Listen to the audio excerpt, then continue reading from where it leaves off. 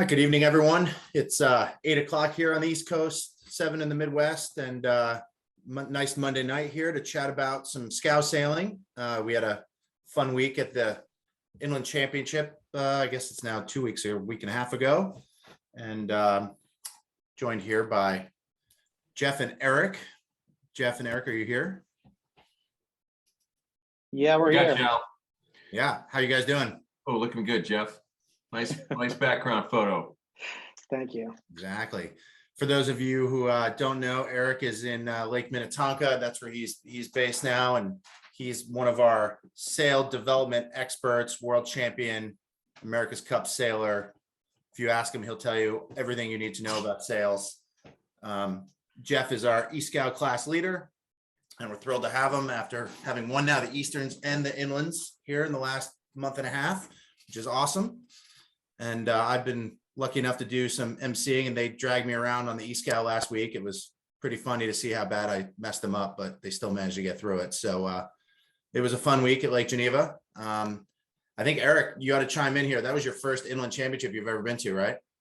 That was an impressive event. Yeah, over 150 boats. I think 170 or something. And I think it's fantastic the way they split the fleets up, and you can sail more than one fleet. And they have great parties and incredible trophies, and just it seems like everybody's always having a good time, and sailing hard on the water. But this doesn't really seem to be any animosity out there. Everybody's just pushing hard, but the vibe is great on the whole scene. It's very, very cool. Yeah, and for those who sailed two classes or did both parts of days, it was a pretty long event. I mean, early mornings, late nights, lots of good racing. Lake Geneva Yacht Club definitely put on a show of how to organize it and make it easy and fun for everybody. It was pretty awesome to see. So if you didn't go this year, you definitely should go next year because they're hosting it again. And I think all three of us would recommend you do it. So before we get into it, if you're not a member of your class, the MC, the E, or the ILYA, we highly recommend that you go on and support those organizations, by joining and being a member. It's not a lot of money, maybe to each of us individually, but for these classes, it means a lot, and they support our sailing and do everything that we need to have these cool boats survive and keep going. So if you have the opportunity, jump online if you're not a member and join all three of them, or at least the one you sail in, and the ILYA. It's really good for those organizations. So that was our little plug for that. But we'll go into sailing Lake Geneva. We sailed MCs and E's, and we had a great result for the new North Sails, and we're pretty thrilled about it. And there's a photo we got from one of our friends at Lake Geneva Yacht Club of the MC starting line, and we sailed on the, I guess, western part of the lake and did 4 races, some varying conditions, and it was definitely a tough event for the MCs. It was a lot of boats in a pretty small area and a pretty one-sided racetrack, and it was some fun sailing, but it was hard. The first day, for everyone who either was or wasn't there, we raced in the afternoon when this photo was taken. It was a lighter breeze, probably 6 to 10 maybe for both races, and it was really puffy, shifty, but you had to get to the left. And the next day in the morning, it was the same wind direction, but generally a little windier, probably 10 at the bottom and maybe 18 in the big puffs, and lots of people sail with crews. So it was a tough tough track and a lot of things going on. But we're going to come back to this photo in a second. But a few folks have been asking me a couple things about that helped me with the MC, and one of them was boat handling, and that's usually not one of my strong suits. But both this regatta and last year's event, I spent basically the whole training day working on boat handling. And what I found in this lake condition is you have to be able to tack and jibe in the MC efficiently and get around the marks clean. There's just so many things going on. So I basically spent the whole practice day working on boat handling, and it was really important. And it actually applies to E too, because I'm pretty sure that the practice day that Jeff and Eric and I had, we did basically the same thing. There was just a ton of boat handling. And when you're sailing on lakes where it's puffy and shifty, you have to be nimble enough to tack and jibe and do all these things. So I found it to be super critical in both of these classes. But primarily in the MC, especially on the first day where it was lighter, just being able to get, clean tacks and get away from things like that. So I know, Jeff, how'd you feel about the E? Same thing. Yeah, I thought we had to pick our spots about, really picking out when we were going to boat handle. That was the most critical thing with it. There not being much breeze, just making sure you didn't stall the boat out too much. That for me was the big one, is having a plan about what we were going to do and when we were going to do it. Yeah, and a couple of the E races, there were times where, if you tack, the boat literally stopped and you'd see other boats lose steerage and the boats would spin around. It was so light at times, or they get caught in a motorboat wave. So to me, it was a pretty a critical thing in the MC race for sure. The other thing, and this comes from a sail trim, and we'll go back to it, that I think was key there is how you manage your controls. And Eric going to be able to comment on this too, because I think it happens a lot in the Star that he sails quite a bit. Is for me on the MC, when you're in that marginal hiking range, which we had on the first day, where you were kind of in the boat, kind of out of the boat, the out haul to me was key. And I was almost trimming that more than the main sheet. There were times where the main would be cleated and a puff would come and I would pull the out haul on. It would be as tight as it is in the left picture.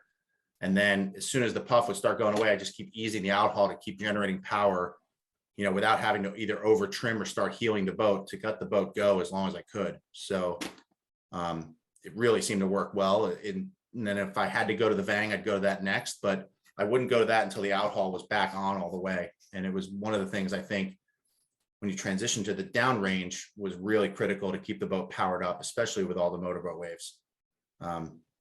Eric, do you want to comment on that at all? Or Yeah, I mean, I think that the maintaining either power or heel angle, is so critical in any of the scows.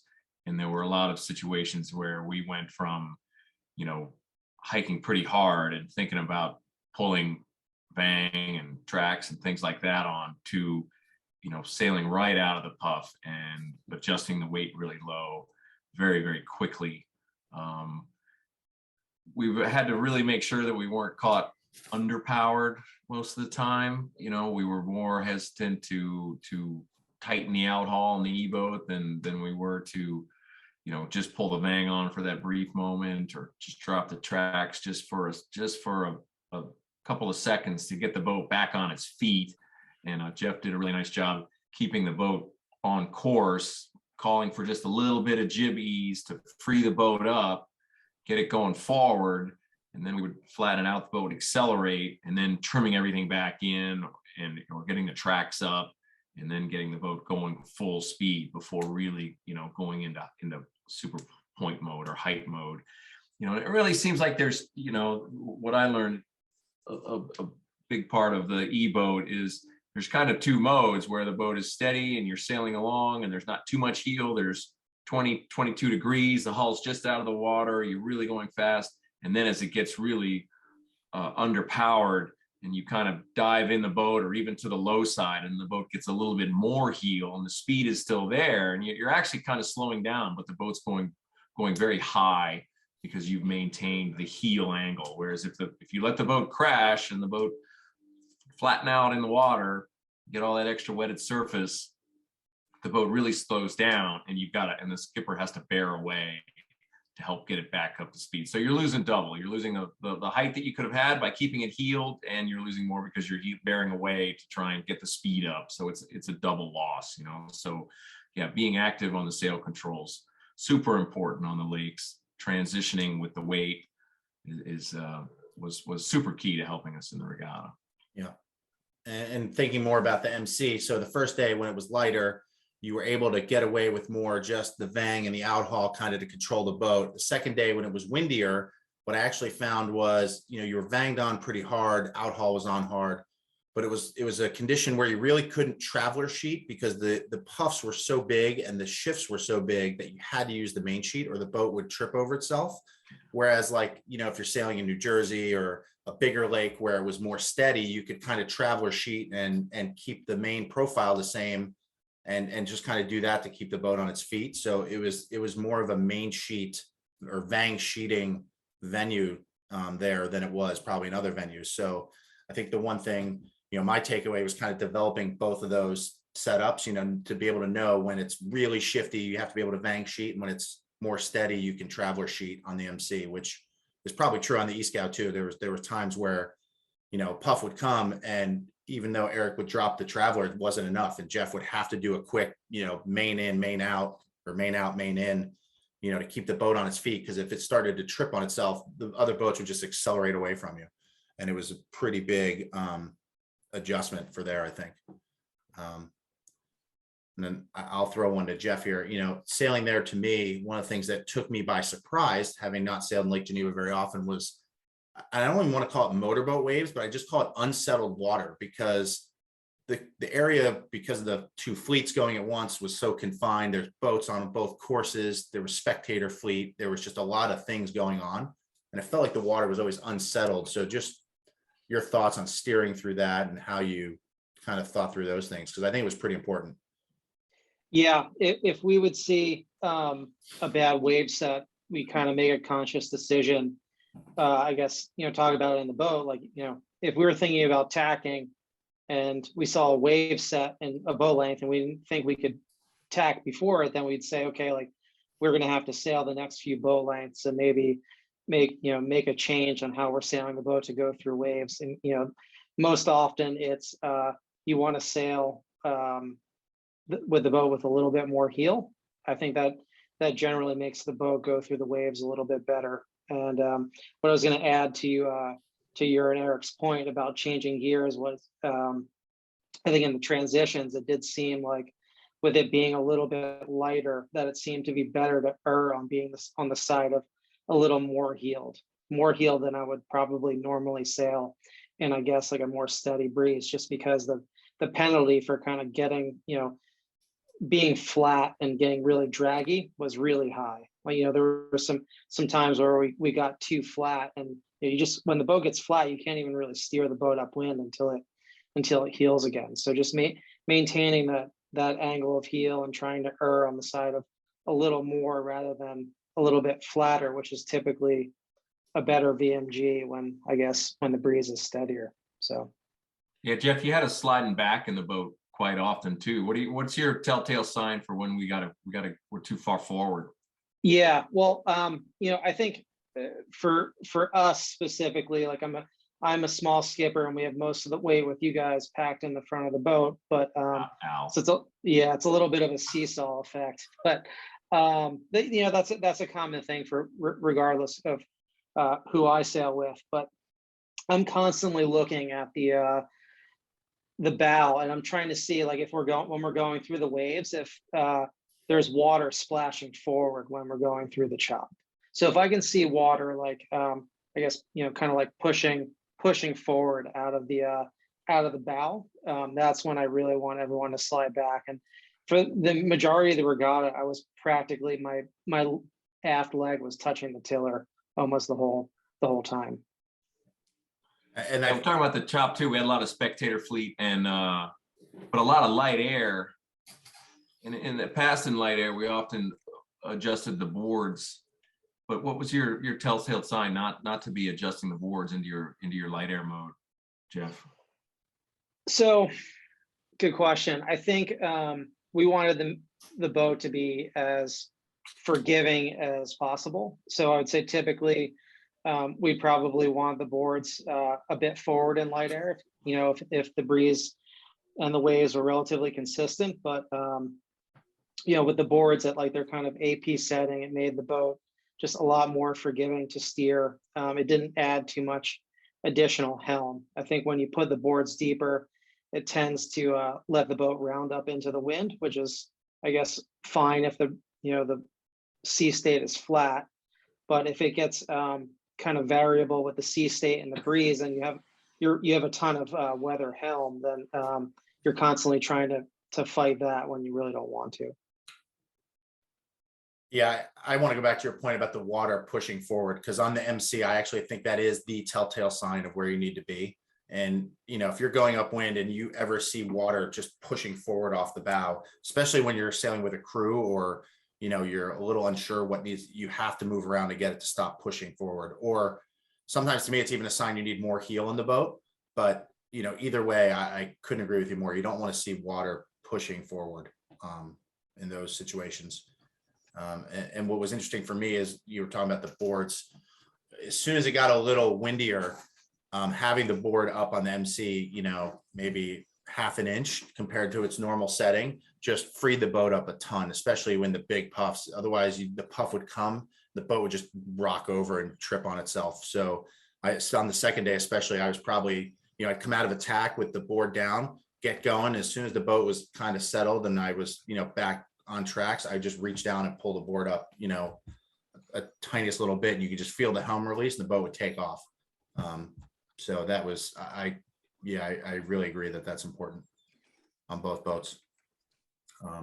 So we'll kind of move forward here. So talking a little bit, really good week on the E Scow, and basically the main jib combo is new for this season, and so far so good. And I think one of the things that you wanted to talk about, we'll move on to the next picture here, is kind of the main setup and the tuning that goes along with these sails. So Jeff, this is from the Easterns at Lake Apacong, but same sails, same setup that won both events. So bring us through a little bit here, what you're looking at in the main and one of the things you do. Yeah. So I think with these, the new sails, with the updated panel layouts, it seems to me like the sails are a little bit more reactive to the controls, meaning the Outhaul, Cunningham, Vang. And so a lot of what we're doing is, I think we've sailed maybe 3 regattas now this year, and I think we've sailed in our base tuning for about all of them, and just mainly have been kind of working around changing sail controls during the race. And then the thing that we're kind of looking at is the overbend wrinkle, and I dropped a green line on that photo, and that's kind of where we're looking for. It's kind of like, let's call it like halfway between the gooseneck and the lower spreader, and then it's, I guess, going from there all the way to the peak of the window. And that's kind of what generally I'm managing around with talking to whoever's trimming the Vang for me. So that's kind of where we're finding our max Vang. And if we feel like we are, I guess, overpowered and we're extending past that point, then maybe we're thinking about just putting on a few more, a half a turn or another turn on the lowers. But generally that's kind of the telltale sign that you can look at when you're at full trim. If you're generally in range with your tuning, if that wrinkle is there to the peak of the window. I think that's the best way to think about it. Got it. What's on the next?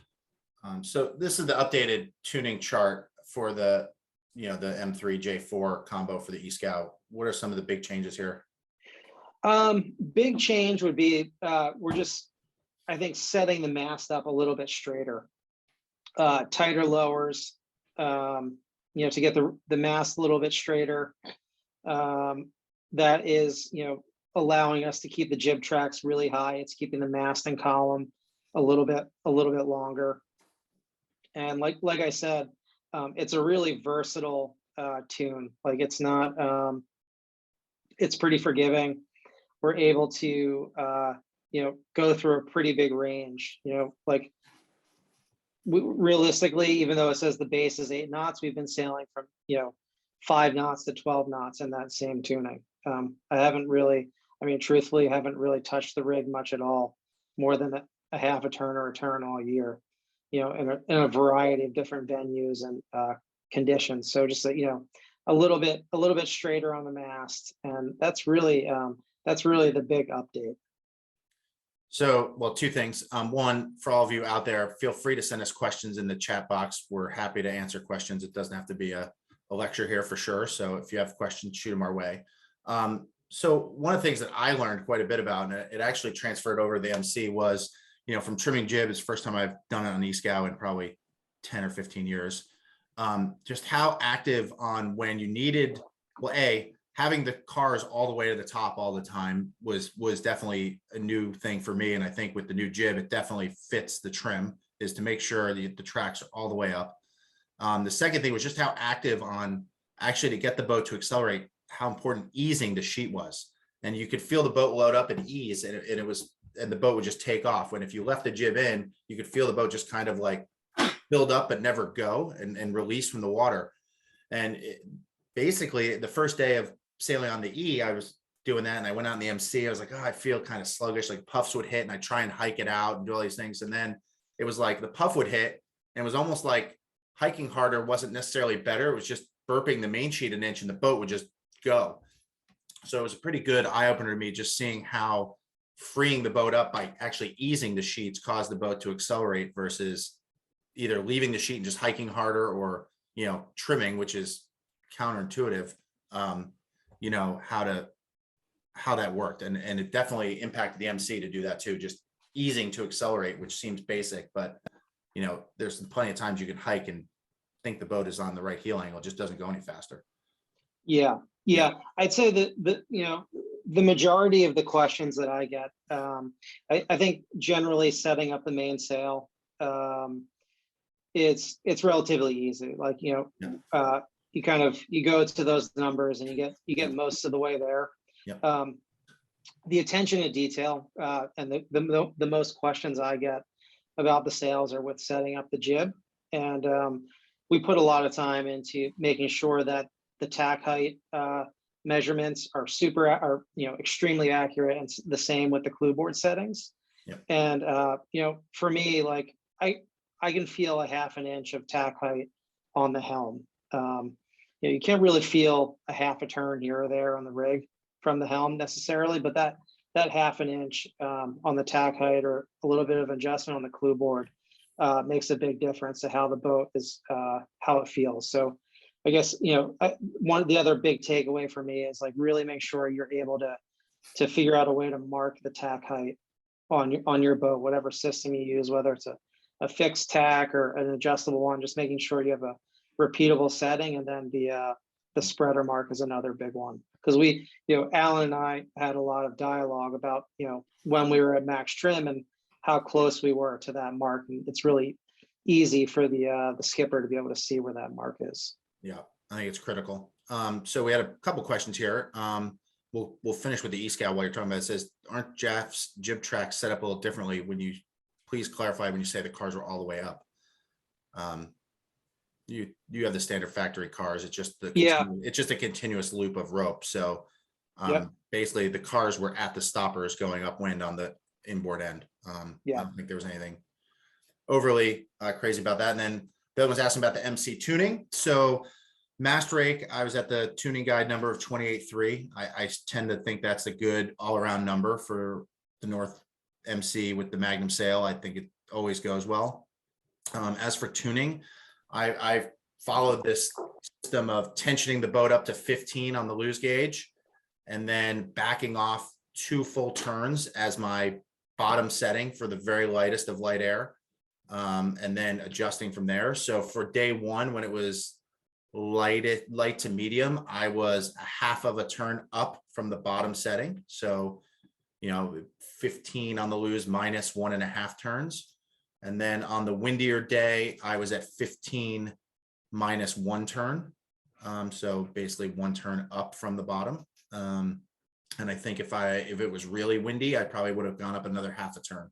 But that was the range. So I was at 15 minus 1.5 on the first day, and 15 minus 1.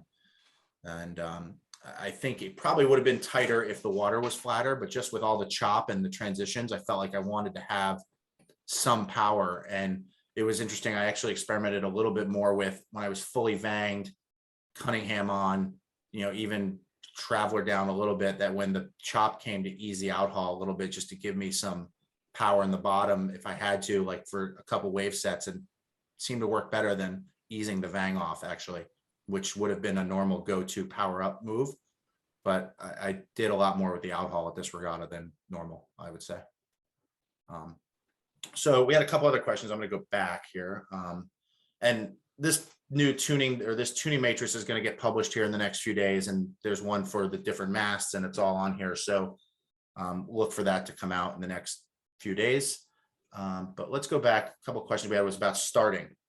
and this is true about both fleets. So it seemed like on the MC for sure, with I don't know how many general recalls we had, probably 9 over the course of 2 days. And the E Scow had a couple too. Everyone was setting up really early and high on the line.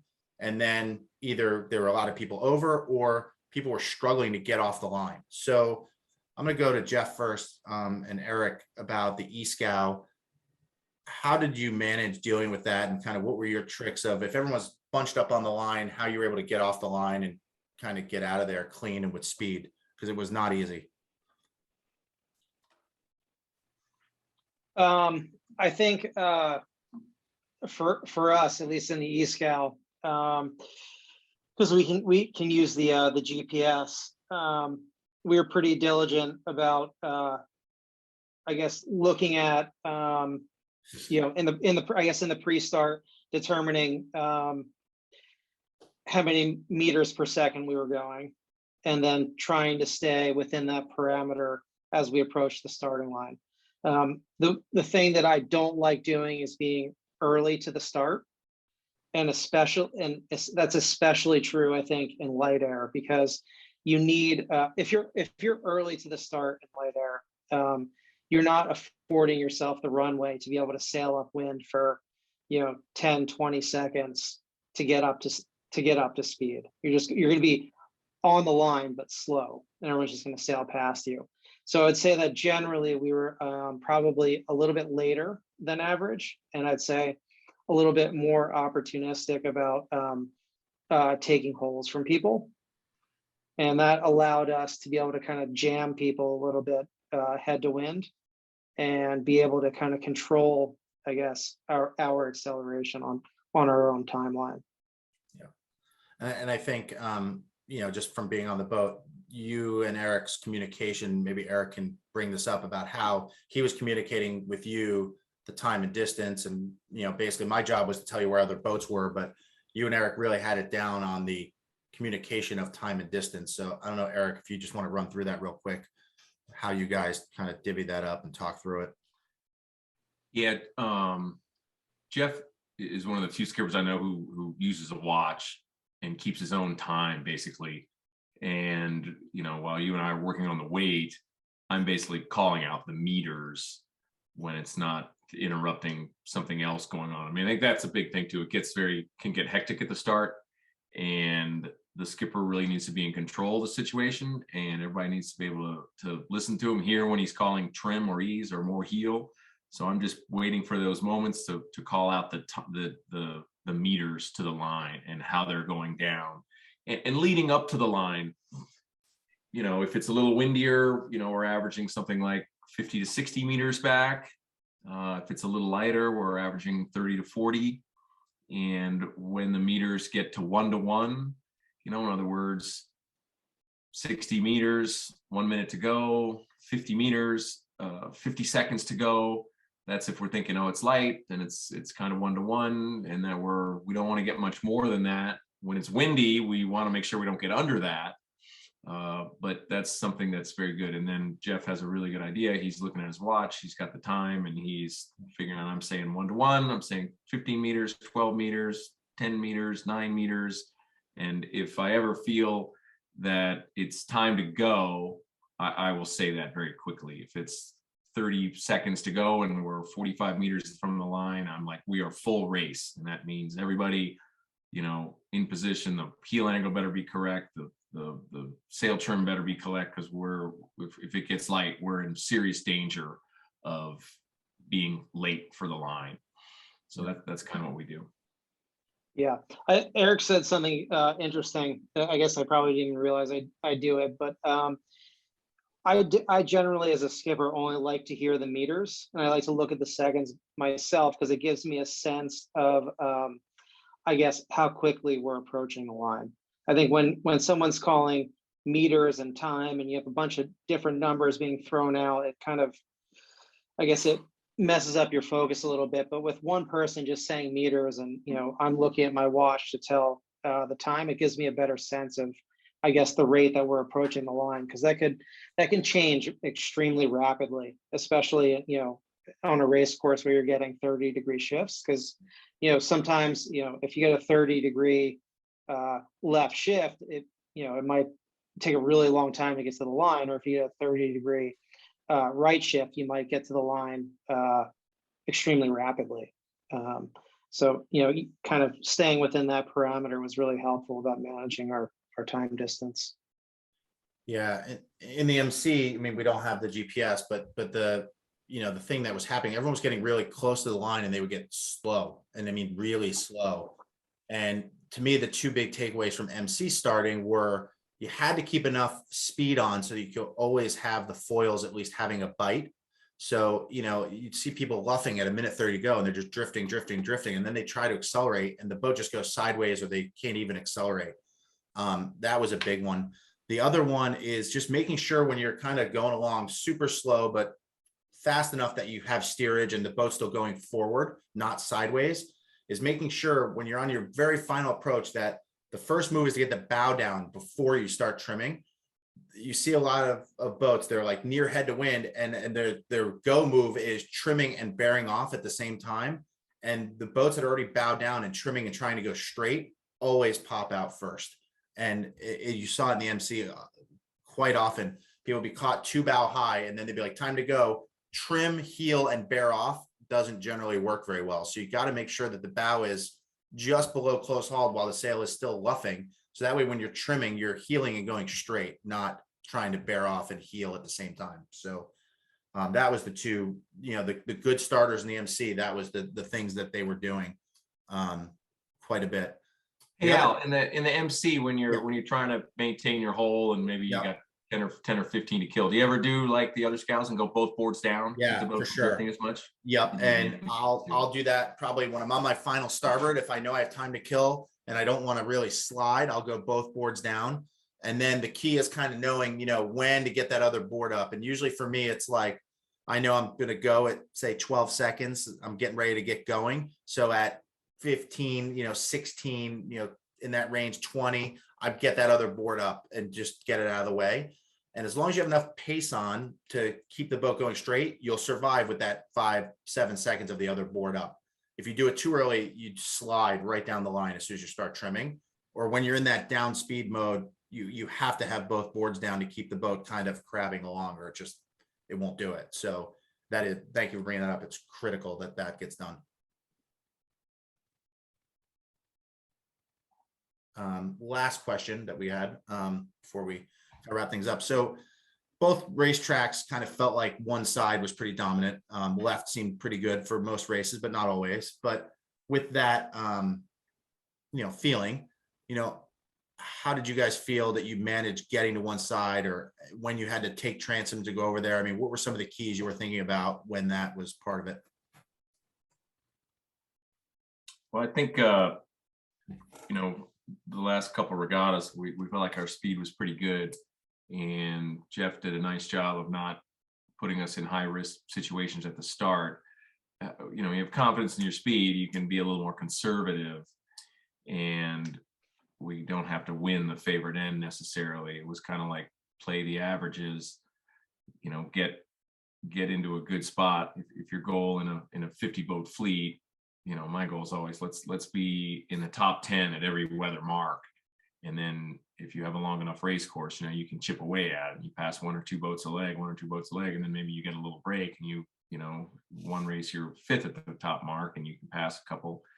But I think the big thing is really keeping the head out of the boat and looking for the pressure and getting into the pressure. And I think Jeff was really good at being patient and saying, I'm kind of a guy who, I see the puff and I want to tack underneath it and let the puff hit me and then go.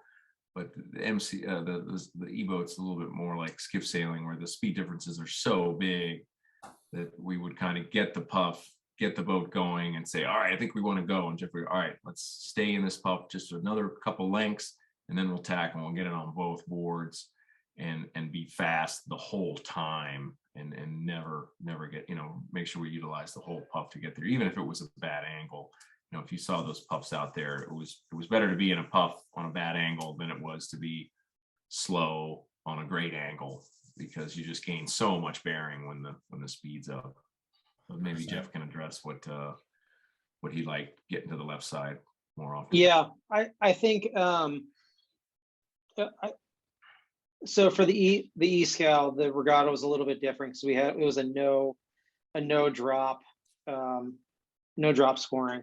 So I wanted to be extremely conservative, and I think that probably the first day of our regatta, that probably hurt us a little bit because I was maybe doing a little bit too much fleet management, and maybe not enough kind of sailing for pressure and whatnot. But if the line was broken up into quadrants, I think every single start we were in the middle two quadrants, and we were just kind of hovering, oftentimes a little bit above the pack, for the first few minutes of the sequence, looking for pressure. I think I spent almost the entire pre-start standing up looking for wind, just to make sure that we were best positioned to be wherever it was within those few quadrants. And I think it probably at times hurt us to be starting in the middle, but with a no throw out event,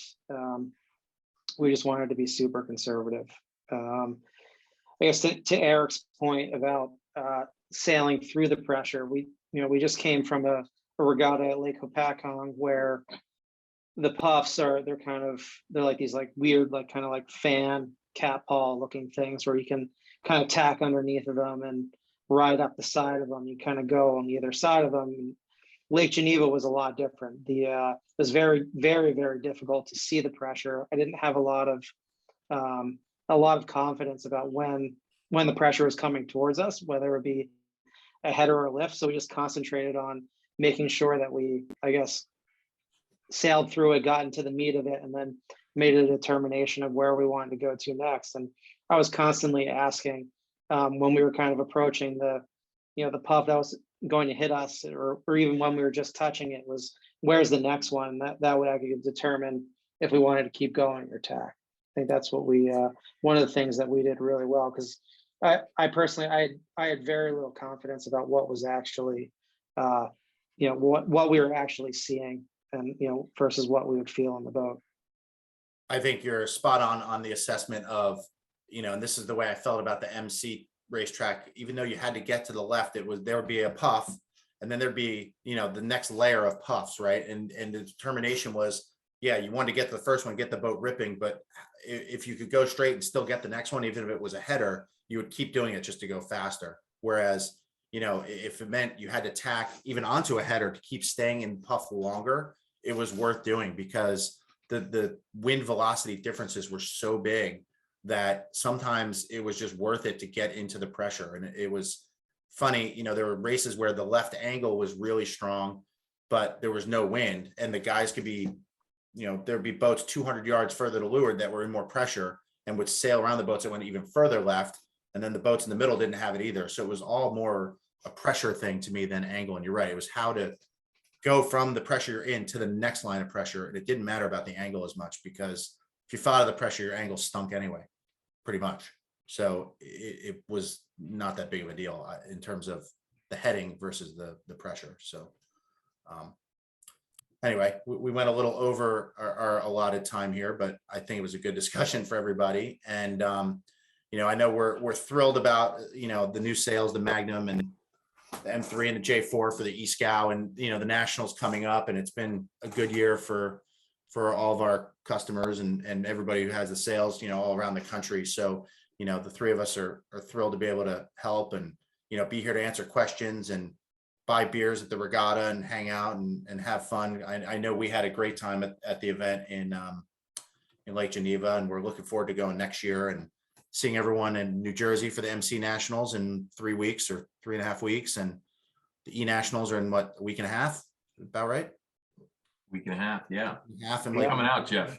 Like in Lake Minnetonka. So, lots of stuff going on. And next year is the 100th anniversary of the E Scow. So it's pretty exciting what's going on in both of these classes, the growth and passion for it. And we're excited to be part of it and helping everyone do well. So thanks for joining us. This will be online if you don't didn't get everything tonight, you'll be able to watch it back or share it with your crews or your skippers or whoever else. And, you know, thank you guys for coming. We appreciate it. Thanks, Jeff. See and you Aaron. guys on the race course. Thanks, Al. Nice. Thank you. Cool. Thanks, guys.